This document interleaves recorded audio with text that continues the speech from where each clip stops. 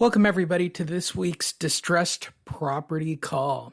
This podcast and broadcast is brought to you by HomeLoanAdvocates. That's right, my partner David Bartel at HomeLoanAdvocate. They specialized in distressed property solutions for buyers, sellers, investors, and realtors across the country. Doesn't matter where you are, doesn't matter the situation you're in. If you're working on a distressed property and you need some assistance, call 805-413-8000. Again, that number is 805-413-8000. Ask for David Bartels or visit HomeLoanAdvocates.com.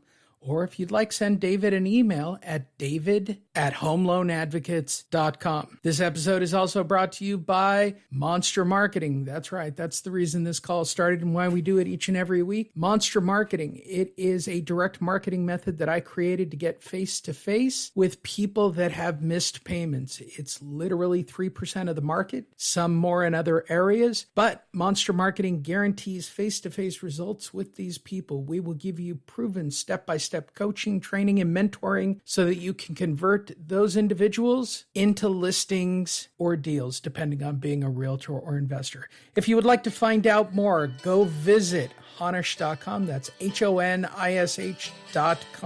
Hi, everybody. David Bartels here. I'm with Home Loan Advocates. We're a short sale negotiation company. And those of you that might need any assistance with a short sale, you might want to call us. Our number is 805-413-8000, 805-413-8000, and my email is david@homeloanadvocates.com. So I'm filling in for Lee Honish, who is not here yet. He's texted me. Apparently he's got some family emergency that he's dealing with. He is logged on. He's just not on audio yet. He's on the phone trying to resolve what looks like a family matter based on the feedback that he's given me. So I thought I would just kind of jump in here and see if I can maybe take the reins and buy him a little time, and hopefully he'll be able to join us. So I'm going to start with questions, and we'll kind of see where those questions go, and we'll just see if we can make a good call out of this for you. So Victoria is asking, so is it fair to say the likelihood of getting a loan mod is when there is no equity versus one who has a lot of equity in their home? So this is a really good question. It's something that everybody ought to understand. So the answer is yes. There is a much greater likelihood that you'll get a loan mod if you are upside down versus if you have a lot of equity. But here's why. And it's really important for you to understand why and explain this to homeowners that have a lot of equity. So think about it from the bank's perspective. From the bank's perspective, the bank is making a loan mod decision based on how do we lose the least amount of money. That's really the definition of loss mitigation. They're trying to mitigate their loss. How do we lose the least amount of money? And the reality of that is if somebody has a bunch of equity and the bank can take possession of that house through foreclosure, and they could then sell that house for more than the amount due, what motivation do they have to do a loan mod? So if I have a $300,000 mortgage, if I have a $400,000 house and I have a $300,000 mortgage, let's call it $100,000 in equity. Even if you take the past due arrearage and you add it on, and the $300,000 loan is now $325,000 to pay off because they tack on their interest and penalties and collection fees and that kind of thing, and they go to sell your $400,000 house, even they send it to auction, it becomes an REO. Now they put a sign in the yard, they hire a real estate agent, and they pay 5% to sell that house. Okay, so, and they sell it for a market value of $400,000. Then they pay $20,000 in real estate commissions, and then they pay, call it another $5,000 closing costs. Now they've got 25 in. They net 475,000. I'm sorry, they net $375,000. They pay off the $325,000 loan, and then they give the balance to whoever, to the homeowner. They don't get to keep all that money. But here's the reality. So mathematically speaking, what happens is the bank by foreclosing in your house is going to get paid in full. They're going to get their loan balance in full, plus they're going to get their interest and penalties. They have no incentive to grant a loan mod, even if the seller, the homeowner, is immensely qualified for that, because they're going to play the statistics, and the statistics are that within less than 12 months, there's a 40% likelihood that the person that they gave a loan mod to will have defaulted on that loan mod. That's the reality. That's the math. And so what they'd rather do is just cash in their chips, okay, take their $325,000 and re-lend that money to somebody who's got a 720 FICO score, and 20% down. They would much rather do it that way than take another risk on a homeowner that has defaulted. The reality of that situation is that they're probably not going to sell the $400,000 house for $400,000. They're probably going to sell it for $350,000. And then if you back into the math on that, at $350,000, and they paid a 5% commission, that's $17,500, and then they paid the same $5,000 in closing costs. Now it's $22,000 from the $350,000. So now let's say their total expenses were $25,000. Now they sell the seller's $400,000 house for $350,000. They have no trouble finding a buyer for that, even if it needs. They spend $20,000 or $25,000 to sell it. So even if they paid $25,000 to sell it, they take their $325,000 and there's nothing left over for the seller. Maybe there's $1,000 or $2,000 left over for the seller that they send it to them. And so that makes no sense for the seller. So the seller says, well, the bank can have it and they can't keep all of my money. They've got to give me my money. And that's true. The reality is, though, the bank is not incented to maximize the value of the homeowner's house. The bank is only incented to get their money, and they don't care if there's any money left over for the seller. If there is, fine, they'll send it. But if there's not, too bad, so sad, and they go on to it. So the conversation that I have with homeowners all the time is that, listen, you've got $40,000 or $50,000 tied up in the walls of your house. And what we need to be having, and the likelihood of you getting a loan mod because of equity is almost zero. And you used the example that I just gave. Why would they? Why would they give a loan mod if they can foreclose and get paid in full versus give you a loan mod, string it out for another 30 or 40 years, and with a 40% default rate, so they know that they're going to have to do it again. There's a 40% likelihood they're going to foreclose on it again. The banks just don't want the hassle. They want a clean slate. They just want their money. They want to cut their losses. In this case, they have no losses, and they just want to start all over again with a newer, far more qualified buyer. So I said, so the likelihood of you getting a loan mod is zero, and if you keep pressing the bank and you keep submitting the same application, at some point, they're going to stop reviewing it for a loan mod, and they're going to force you into a foreclosure, and you're going to find yourself days or weeks before a foreclosure, and you will have run out of time, and you won't have any maneuvering that you can do in order to avoid the foreclosure and find the time you need to harvest the cash that you have stored in the walls of your house. And you don't want to leave it to the bank to do the right thing. So that's really, how that conversation goes. And that's how I have the conversation with people. Now, on the other hand, if they don't have any equity, there's a much higher probability of doing it. So now the bank's going to take a look at it, and they're going to look at the present value of of that loan versus the future value of that loan. And if the future value of that loan, even taken into account a 40% default rate, even if they were going to do that, then they look at what the future value of the money versus the present value, and if the future value is higher than the present value, then they're going to at least try to do a loan mod if they can make the rest of the math work. And the rest of the math is front end debt to income, pardon me, back end debt to income, pre-mod cash flow, post-mod cash flow. And net present value is the fifth number. But they're going to look at all that, and if they can make that math work, then there's a pretty good chance that there's going to be a loan mod given. But that loan mod does not mean a lower payment versus a higher payment or the same payment.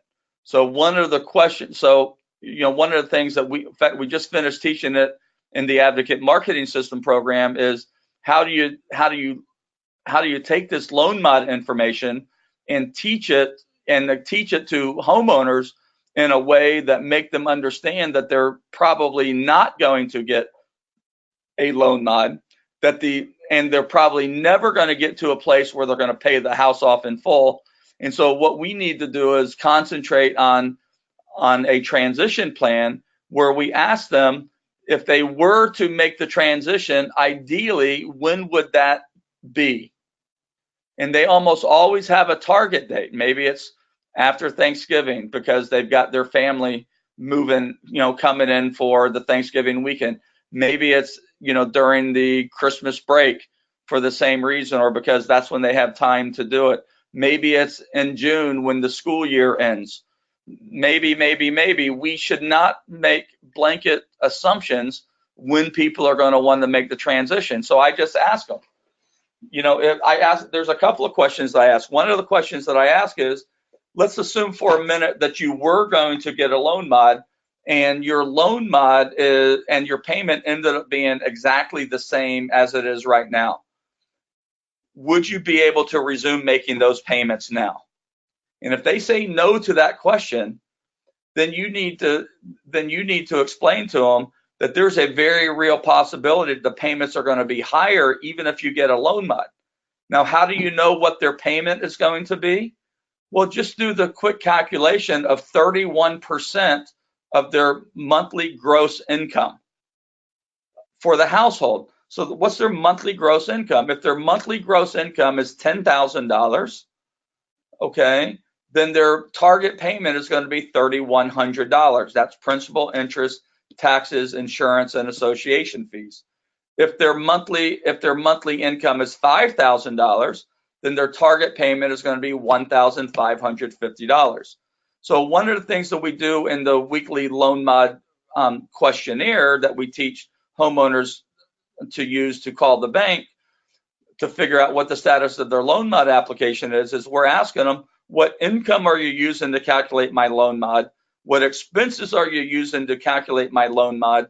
So that we can do a couple of really quick calculations to see whether or not that they might be eligible for a loan mod.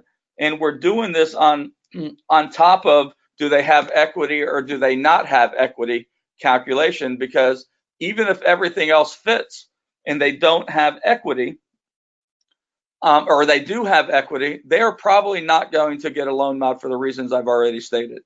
So I'm going to look at them. I said, what's your present mortgage payment? Great. Does that include principal, interest, taxes, insurance, and association fees? They say yes or no. What would it be? You want the PITIA payment, and then you take their monthly income. Let's say they say it's $10,000. And if they say, well, my monthly PITI payment is $2,500 a month, but they make $10,000 a month, I said, well, no problem. But if you submit a loan mod application for $10,000 with $10,000 a month in income, and you get approved for that loan mod, your payment is going to be $3,100 a month or higher. So let me ask you a question. If you got approved for a $3,100 a month mortgage payment, would you be able to make that payment? And you'll be surprised how many people say, no, I wouldn't be able to do that. I need a lower payment than $2,500. Well, the problem is that based on the ratios that banks use to give out mortgages and to approve loan mods, you are at $2,500 a month. Your ratio is 25%. And as a rule, they do not give loan modifications to people who have a loan to value of under 31%. And even if they were to do it because you have excess income now, your income is probably better than it was when you got the loan, your payment is going to actually go up. It may go up permanently, it may be for a limited amount of time, but the way they do loan mods is typically permanent. So the question that I need to ask you again is that if the only way you could save your house were by paying $3,100 a month, would you be able to sell your house? And they answer that, well, would you want to? And then depending on how they answer that question, I'm gonna ask them some other questions. So one of the questions I might ask them is, let me ask you a different question. So let's use a scenario where they owe $400,000 on a $300,000 house. Let me ask you a different question. If you were to go out shopping today for a new house and you stumbled across this one, your house, would you be willing to pay $400,000 for a house that's worth $300,000? And they always say no. No, I wouldn't be willing to do that. I said, no problem. But do you understand that when you renegotiate your mortgage, you get a loan mod, that you are negotiating to buy your house again for $400,000, the same house that's worth $300,000. It doesn't make financial sense. And for them to, even if you can get a loan mod, the only way they're going to get the payments in a range that would make sense for you to keep it is, yes, they'll lower your interest rate, but your mortgage balance is actually going to go up because they're going to not only take the balance that's due on the mortgage, they're going to take all the late fees, they're going to take all the penalties, and they're going to roll that into the mortgage.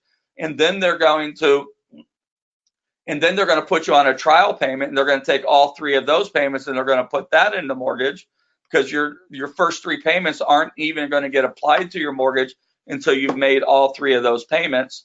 And then, so you end up even at the end of 3 months, and then they're going to re-amortize the loan and could push I don't know how much time you have on your house right now, but if you got a 30-year mortgage 10 years ago when you bought the house, you have 20 years left on the house. They're very probably going to push it out to 30 or more years. They may push it out all the way out to 40 years, 480 months, in order to get you a payment where it is, which means you might not even get to a break-even position where you owe what you owe and what your house is worth for 15 years. It could be longer than that, because when they re-amortize your loan, they're also starting that loan process over, which means your first month's interest payment might be $10 or $20 or $30, and then your second month might be $1 or $2 more than that, and you're paying almost all interest at the beginning. And where you are right now is that you're 20 years into it. Every month, your principal contribution to your balance is going up every single month. So you literally are getting a new mortgage on a house where you're going to owe $100,000 more on it than it's worth. So one of the things that you might be thinking about here is whether or not you think that you would ever get to a place where you would own this house free and clear. So when you're thinking about getting a loan modification, is your objective to own the house free and clear? Or is the objective just to buy you more time until you can get to a place where you can transition into a new house? That is a different question from suggesting they might want to sell, tell them it's a bad financial decision, tell them that's not what I'm doing. I'm just giving them facts.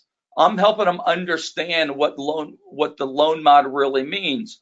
most people, you included, are probably thinking that what a loan mod is just negotiating a payment. It is. But if they don't have any intention of paying it off, what they're doing is they're negotiating to rent their house back from the bank until they get to a point when they're ready to make a transition. So the question I ask is that, so, when I ask them, is your plan to own the house? Their answer is almost always, no, we know that we can't afford this house. We know that we have to move at some point.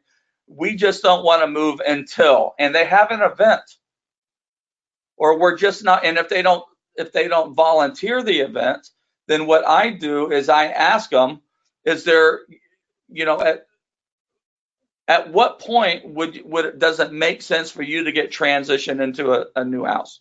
So there's birthdays and there are holidays and there's school vacation and there's summer school. Then there's a summer. These are all milestones. People, we want to be here till 4th of July. We want to be here until school gets out, and my kid's going to move to a new school anyway. That would be when we want to make the transition. Or I got kids in high school and the youngest one graduates in 2 years. So I'd like to stay here 2 years if I can. So what you're saying is that you don't want the kids to, it's less about the house and more about not wanting the kids to change schools. Is that what you're saying? Or is it that you don't want them to change bedrooms? So I really start to drill down on what their objective is. And what I've learned over the years in having these conversations with homeowners is that it's not generally about changing bedrooms. They're okay letting the house go. They're okay moving. What they're afraid of is they don't think that anybody will rent to them because they defaulted on their mortgage. They're afraid they're not going to be able to get into a new place because of their bad credit. And what we have to, and I ultimately ask them that question. I said, let me ask you this. Is your concern that you won't be able to find a place that nobody will rent to you because of the foreclosure that you found yourself in? And oftentimes they say, yeah, who would rent to me? And then you explain to them how that works. And then you explain to them the benefits of short selling versus a foreclosure. And then my favorite concept to talk to them about is how selling their house is actually good for them financially. So here's a quick overview of how that works. I tell them, I said, hey, listen, selling your house is not that bad. If you knew for a certain that you would be able to find a new place in the same school district where your kids change bedrooms but not schools, and you could get a better living situation for less money and put yourself in a situation where you owned a house in 17 years from today, would that be something that you would eagerly pursue? As opposed to staying in the house, fighting with the bank, and 15, 17 years from now, still owe 20, 25 years of mortgage and are maybe at a break-even place with your mortgage. See, if you sell the house right now, on the date that you close, you're going to improve your personal balance sheet by $100,000. You're going to get free of this mortgage. You're going to rent at a lower price than you're probably going to be paying the bank. And you're going to put yourself in a situation where in 1 or 2 years, if you maintain your good rental history, that you're going to be able to buy again. Now, FHA has a program where you can buy again in 1 or 2 years, and you only need 3.5% down. So let's say it's 2 years. You go rent a new place for 2 years. We could probably get you into a 2-year lease, so you don't have to worry. We can probably do that with a 3 or 4 months rent up front. So if it's a $2,500 a month rental, that means you're going to need $7,500 probably to get into your new place, because we need to provide a little extra security. Maybe it's $10,000 an extra security deposit, even though they're not allowed to do that. We might need to structure it so that makes sense to the landlord, and we know some creative ways to do that for you. So let's say that you get into that house, you make your rental payments on time, you buy a house again and then you're ready to buy a house again. Where's the down payment money going to come from? Well, that depends on how much time we can keep you in this house without paying your mortgage. So let's say you're paying $2,500 a month right now for your mortgage. So if we go this route with you, there's a very good probability that we could probably buy you 5, 6, 7, 10, 12 months in your house. So in other words, the better strategy is, rather than fighting the bank for a loan bod that they're probably not going to get you, that makes no financial sense for you short term or long term, we shift strategies and we cooperate with the bank. And we go to them and said, okay, we want to go ahead and sell the house. We want to help you sell the house. We want to become part of the solution and not part of the problem. And we go down that road. So you list your house with a real estate agent, okay? You agree to sell it to somebody, but you list your house with a real estate agent. And I'm a real estate agent, and I could help you with this if you wanted to. And we have experts that negotiate with the bank, but here's how it works. You list the house with a real estate agent. We put it on the market. We don't have to put a sign in the yard if you don't want. We don't have to do open houses. We don't have to do showings. We can identify a buyer who will buy it sight unseen, and we'll submit that to the bank. And the way a short sale works is an agreement between a buyer and a seller that has to get approved by the lender. So the buyer and the seller both agree, and that's in the purchase agreement. Then we submit it to the bank, and it has to get negotiated with the bank. So let's say that the buyer offers $200,000 for your $300,000 house. The bank's going to try to lose as little money as they can. They want $400,000, but the house isn't worth that. So they're going to negotiate. So let me tell you how this works. It's kind of like buying a car.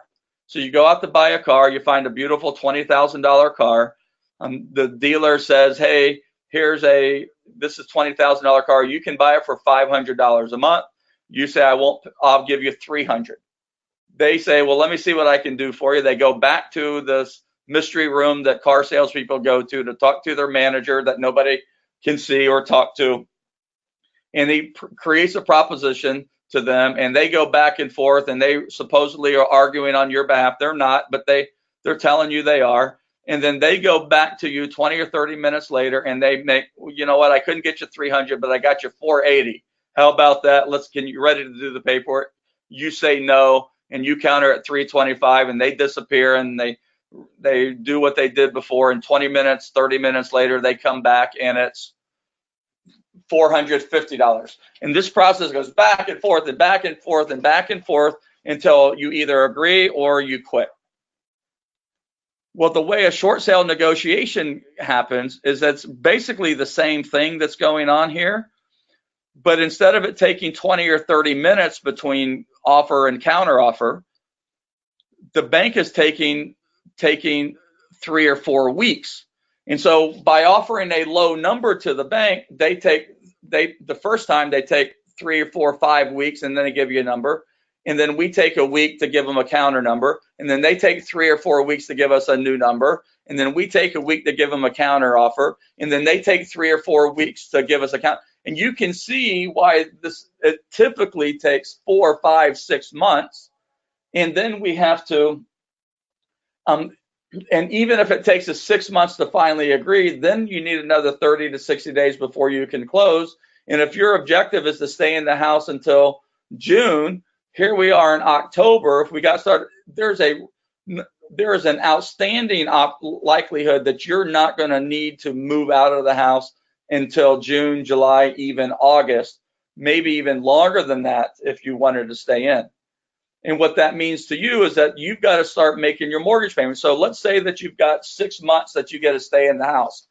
The bank is not going to take your mortgage payment, but you're ready to resume making a $2,500 a month mortgage payment. So you go out and you make so you're going to make the $2,500 a month mortgage payment, except you're going to pay that payment to yourself. You're going to go open up a separate account somewhere, not the bank where you have the mortgage, by the way. you're going to go open at a separate account somewhere, and you're going to deposit $2,500 a month into the account. At the end of 6 months, you will have accumulated $15,000. Now, we're going to ask the bank to give you a relocation money. We call it relocation assistance. We ask for $10,000. Sometimes we get $10,000. Sometimes it's $5,000. Sometimes it's $3,000 or $1,500. It's not unusual it's typical that it's $3,000 or more dollars. So let's say that you got only $3,000 from the bank. You've saved $15,000 in lieu of a housing payment that you would make if you had to move right now, that you'd have to start making right now if you were to get a loan modification. You've got that $15,000. Now you've got another $3,000 from the bank. It could be more. Now you've got $18,000 that you can use in order to get transitioned into a new place. So even if you had to give them $10,000 of that money, of which $5,000 would come back to you because it's a security deposit, you still have $8,000 set aside from when you weren't making the payments, okay? Plus you paid the first month in arrears out of your savings, so you got to add that back in. And so what happens is that by the time you get done with your lease, you still have $15,000 or $18,000 because you made those first payment and last payment. You still have the same $18,000, which can now be used to buy a house. And so now what happens if you take that $18,000 and you go out and buy a house? That means at 3.5%, if you were to take let's say you were going to put $15,000 of that down and keep $3,000 for closing costs, that means you could buy a $428,000 house, put $15,000 down, and get into it for a payment that would be the same as if you were going to get a loan mod. Now, the reality is that you're going to have a lot more house for the money. You're going to buy the house right. You're going to start with some instant equity in all likelihood. And you've got an opportunity where you can even get a 15-year mortgage for the same payment or less than what your loan mod would have been. So you wait 2 years, you buy a house in 2 years, and then you go buy a new $400,000 house, hopefully for under $400,000. But you go buy a $400,000 house, you make the payment, and you own that house free and clear 17 years from today. In 17 years, maybe that house is worth $500,000 or $550,000, and you've just done something incredible for your family and put yourself in a position where you can own a home. And even if you're 50 years old or 60 years old, you still can achieve the dream of paying off a house in your lifetime that you can use to take care of yourself into retirement or to enhance the quality of your kid's life in your passing. Now, if more of you had that conversation with people, would you be converting more? Okay, would you be converting more? So this is the way that I want you to start thinking about having the loan mod conversation, and you got to get to a place where you understand loan mods sufficiently enough where you can actually pencil this for them and explain in a mathematical way why they are not likely to get a loan mod and why it's risky for them to wait, because if they wait, the bank is going to foreclose and they're not going to have any influence over what happens. And if they get foreclosed on, it creates other problems, like it may take 3 to 8 years before they can buy again. If there were junior liens, even if the first forecloses, the junior liens can continue to pursue them for collection post foreclosure of the first lien holder. So there's other, plus the ding to your credit score is significantly higher on a foreclosure than it is on a short sale. Where short sale, you outrun the impact of the short sale in 24 months. Foreclosure takes much longer to outrun it and to rehab your credit score where you can get yourself in a position where you can buy again. But if you cooperate with the bank and we can string this out long enough, we can get you in a situation where A, you have the money to get moved into your new place, and B, as soon as you're ready, you have the down payment set aside so that you can buy a house again and put yourself in a position where you can actually own and you can buy a house right where it makes sense, where it enhances wealth for your family as opposed to drags wealth away from your family. What's most important for your family? That's the conversation. So Raymond's asking, is there a somewhat passive rebuttal to the bankruptcy option? No, bankruptcy is a valid option. Now, if they're saying they've already filed bankruptcy, we have a tool inside. I'll see if I can find it and show it to you. One of the documents that we use is loan modifications and bankruptcies. So we created this. Let's see, foreclosure and bankruptcy. So let me see if I can share my screen with you. Show my screen.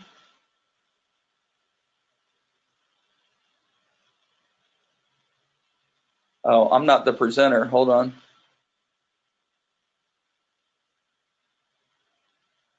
All right, so now I'm showing my screen.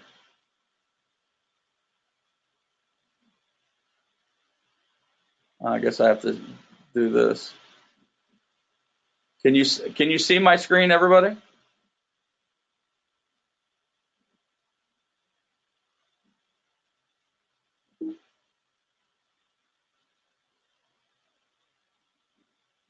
All right. All right, I guess you can see it. All right, so this document here is what we created, okay, to answer this question. So this is part of the Advocate marketing system. This is one of many tools that we use. So all the documents that we've created are designed to overcome objections. So when people start talking about foreclosure and bankruptcy, what we do is we go through and really explain that paragraph by paragraph. Depending, is it a non-judicial foreclosure? Is it a judicial foreclosure? We explain the foreclosure process. And basically, we just explain to them that it is temporary for them to be able to get a loan mod. That all the loan mod does, or all the bankruptcy does is it postpones the foreclosure activity and buys them a little time so that they can either get a loan mod or execute a strategy to transition out of their house and into another one. So if the bank pushes you against the wall, and you get 24 hours from the bankruptcy and nothing else is happening, then there may be nothing you can do but file bankruptcy, but bankruptcy isn't going to save your house. It's just going to buy you enough time so that you can try for a loan mod again. And there's no reason to try for a loan mod again if your financial circumstances haven't changed dramatically and the numbers don't line up, or get yourself in a situation where you might buy a few more months in the house, accumulate some cash, and work on your transition plan. So if you're going to lose the house, my objective is to help you lose the house with money in the bank versus lose the house with no money in the bank. And so we just walk them through this so they can see that it's only a tool to buy them time, but it's a temporary tool, because at any time the bank can go in there and ask the judge to grant a lift of stay, which means take them out of bankruptcy protection, and which was almost always granted. If not on the first request, the second request, it's almost always granted, which gives the bank permission to sell the house even though you're in bankruptcy. That is true if you have negative equity. Now, if there's positive equity, the bank is likely to force you to liquidate that asset and then use that cash in order to pay off your debtors. Okay, so Ray, that's how we kind of address it. Now, Victoria is saying, sounds good, but I don't know if I can find them a rental that your office can. But you do. Listen, everybody, not just Victoria, every single person who ever faced foreclosure that I have ever worked with has ended up in a rental. Okay? It just happens. Now, maybe the advantage that I have is that I know creative ways in order to structure a rental agreement. So in the state of California, and this is different in other states, but I'll give you an example. In the state of California, we're allowed to take first month's rent and 2 security deposits. Sometimes that gets explained first, last, and security. So the maximum is 3 months payment up front. So one of the things that I have done with people with bad credit, this has literally happened. So if you take $2,500 a month times 12, that's $30,000. Okay. So the rent for the year is $30,000, which means the rent for 6 months is $15,000. Everybody with me so far? So if I've worked with a homeowner and I've showed them and I bought them time and I've had them accumulate $18,000 in this special savings account, and they start paying rent to themselves now, and at the end, and then they get $3,000 relocation. At the end of 6 months, they will have $18,000 in the bank. Everybody tracking me?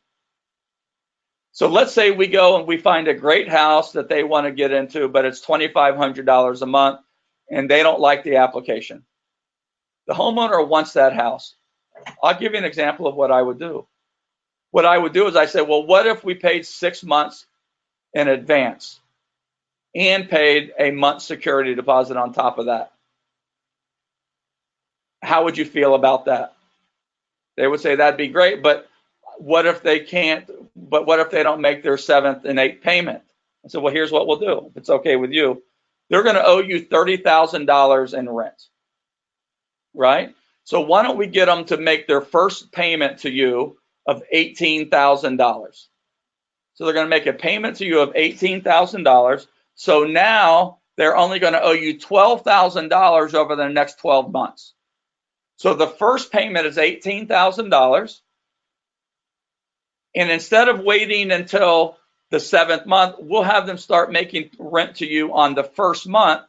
But instead of their monthly rental payment being $2,500 a month, it'll start in the 2nd month.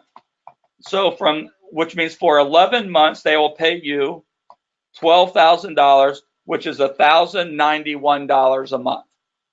So the first month is paid in advance. The 2nd month to the 12th month, they'll pay you $1,091 a month. And at the end of the first year, you will have received the same $30,000 that you would have gotten, but you've got $18,000. You've got $15,000 of that up front.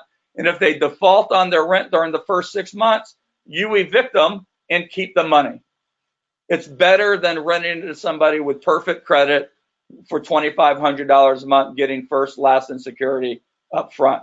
What do you say? Why don't we give them a shot? Now go ahead and tell me how you like that idea. Okay. It's kind of amazing, right? Give me some amens. You guys see what I just did with that? So it's all works as part of the plan. Now, if you're the evil genius here, are they going to go get a rental with somebody else? Are you going to get the rental? Are they going to list their house with somebody else? Are they going to talk to anybody else about this? No, because you're solving the problem that they have. It's not about listing their house or buying their house if you're an investor. This is about showing them the plan. But on the other side of that deal, I'm saying, now listen to me, Mr. Homeowner. Okay. When you do this, you're only going to pay you're going to pay $1,100 a month, $1,091 a month for 12 months. But what you need to be doing is that you still need to keep paying $2,500 a month. So you need that savings account that you took the $15,000 out of to prepay your rent. You need to replenish that $1,500 a month for the next 12 months. So at the end of 12 months, you have that $15,000 back in that account. So at the end of the year, if you decide you want to buy a house, you have your down payment. Or at the end of 2 years, if you need to renew that lease, you can repeat the process. But the reality is that landlord is probably going to let you resume at $2,500 a month or $2,550, whatever the rent might go up to for that second year. And you're not going to need those special circumstances if you paid them properly and you were a good tenant, as in you didn't cause them any hassle, you didn't ask for any favors, you paid your rent the first day or 3 of the month every single month, and didn't put them in a position where they had to chase you, and you weren't calling them every 10 seconds for some nuisance repair. Be a good tenant, and you won't have to deal with this problem ever again. You get a clean slate, but more importantly, you're going to be buying a house again in 1 or 2 years.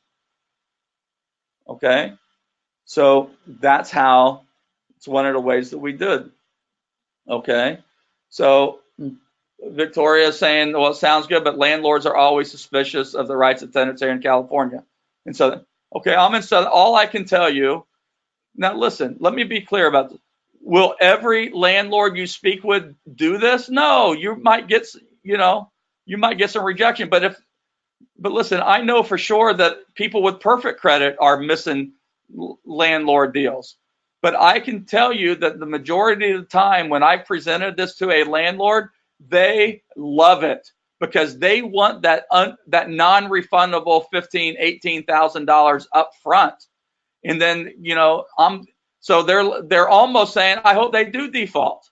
I hope they don't, but if they do, I'm keeping the 18 grand and I'm kicking them out, and then I'm putting somebody else in here for $2,500 a month. It's a good bet for a landlord. It's an easy bet for them to make. And the landlords are taking that money and pushing it right into their checking account. They're getting access to that money today. Okay. And whether or not they make their mortgage payment is on them.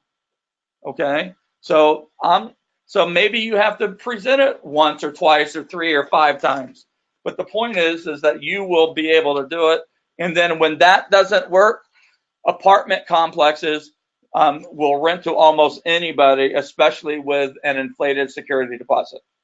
Nobody's going homeless. And why it won't be ideal, okay, they're going to be able to get the 3 bedrooms that they need, okay? But it's got to be executed as part of an overall transition plan, okay? So I hope this makes sense to you guys. I'm trying to give you some really creative ways to look at the same problem you've been staring at and not knowing how to do it.